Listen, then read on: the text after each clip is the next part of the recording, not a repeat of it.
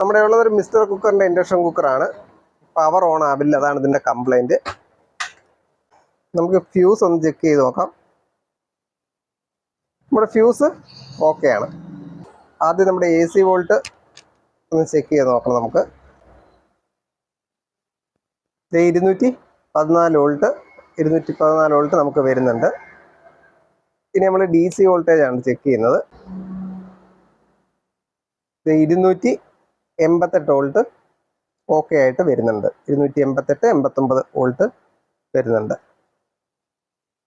ഇപ്പോൾ ഈ സെഷനിൽ ഒരു 5 വോൾട്ടും 18 വോൾട്ടും നമുക്ക് ഉണ്ടാകുന്നുണ്ട് ഫാനും ഡിസ്പ്ലേക്കും വേണ്ടിയിട്ട്. അത് ഈ വൈപ്പർ AC നിന്നാണ് നമുക്ക് ഉണ്ടാകുന്നത്. ആ വൈപ്പർ ACക്കുള്ള വോൾട്ടേജ് ഉണ്ടോയെന്ന് നമുക്ക് നോക്കാം.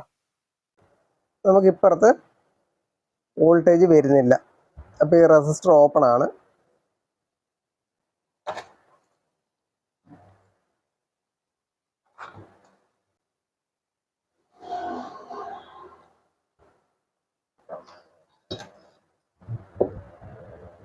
ഇതാണ് ആ റെസിസ്റ്റർ.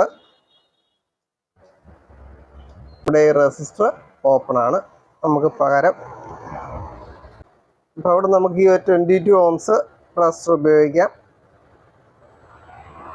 22 ohms ആണിത്.